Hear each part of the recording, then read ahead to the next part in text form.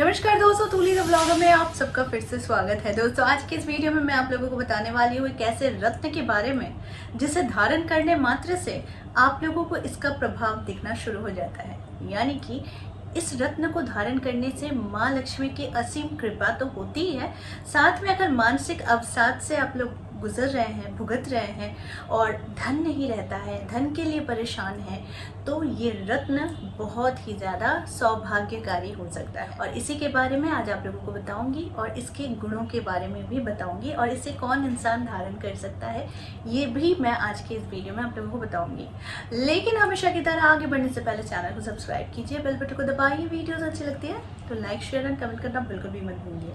आगे बढ़ते हैं दोस्तों, आज मैं बात कर रही हूँ मोती की, यानी कि पर्ल की। जी हाँ, वैज्ञानिक दृष्टि से मोती को एक जैविक पदार्थ माना गया, लेकिन नवरत्नों में मोती को शामिल भी किया गया है रत्न के हिसाब से।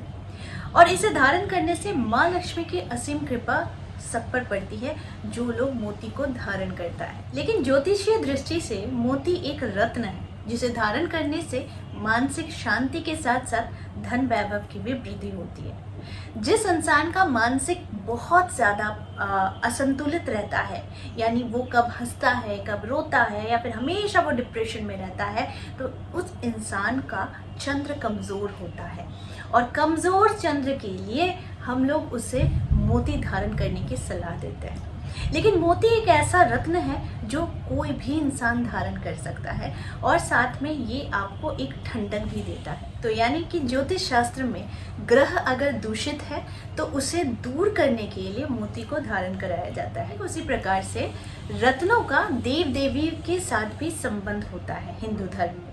अगर हम सामान्य तौर पर देखें तो मोती का कनेक्शन होता है चंद्रमा के, और साथ ही माता लक्ष्मी को मोती बहुत पसंद है। माता लक्ष्मी का जन्म भी समुद्र मंथन के दौरान समुद्र से ही हुआ था, तो इसलिए ऐसा माना भी जाता है कि महालक्ष्मी को मोती बेहद पसंद है। तो इसीलिए जो इंसान मोती धारण करता है उसे कभी अन्न की कमी नहीं होती है, साथ में वैभव भी प्रदान होती है और धन धान्य से परिपूर्ण जरूर होता है। ये जो रत्न है यानी कि मोती, ये बहुत ही कारगर साबित होती है इंसान के जीवन में धारण करने से, खास करके जब आप किसी भी मानसिक समस्या से गुजर रहे हैं। बच्चा काफ़ी उद्दंड है, बहुत शैतानी करता है या फिर उसमें बहुत ज़्यादा उग्रता है, तो ऐसे इंसान के लिए भी, ऐसे बच्चों के लिए भी मोती धारण कराया जाता है। दोस्तों, मोती को दिवाली के समय महालक्ष्मी को भी चढ़ाया जाता है। अगर आप लोग दिवाली के दौरान महालक्ष्मी को चढ़ाते हैं मोती, तो विशेष अनुकंपा आप पर महालक्ष्मी की जरूर होती है। और माँ लक्ष्मी की कृपा जिस भक्त पर होती है उसे कभी भी धन का अभाव नहीं होता है, उस पर हमेशा माँ की कृपा बनी रहती है। मोती को या तो माला के हिसाब से या फिर छोटी उंगली में भी हम लोग धारण कर सकते हैं।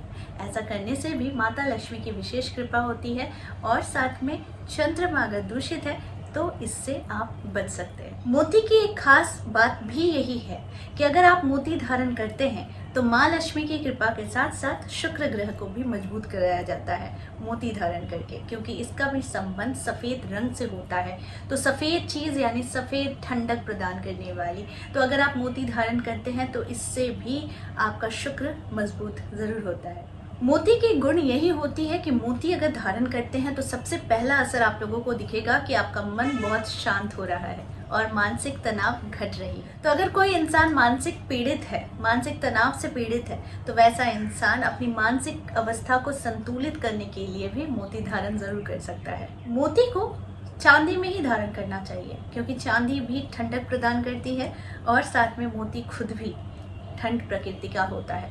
तो इसीलिए मोती को ज़्यादा से ज़्यादा कोशिश करनी चाहिए कि चांदी में ही धारण करनी चाहिए। तो मोती धारण करने से आपके जीवन में बदलाव आप खुद ही देख सकते हैं और साथ में ये एक ऐसा रत्न है जो कोई भी धारण कर सकता है।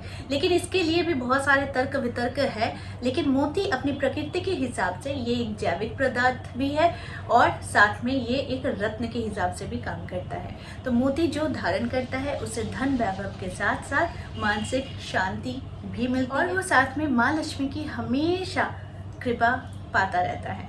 तो इसीलिए ये एक ऐसा रत्न है जो आपकी सौभाग्य में वृद्धि करता है और ये आपकी सौंदर्य को भी बढ़ाता है, क्योंकि अगर आपका मन शांत है, दिमाग शांत है, तो ऑटोमेटिकली आपके अंदर से जो खूबसूरती है वो बाहर निकल कर ज़रूर आती है।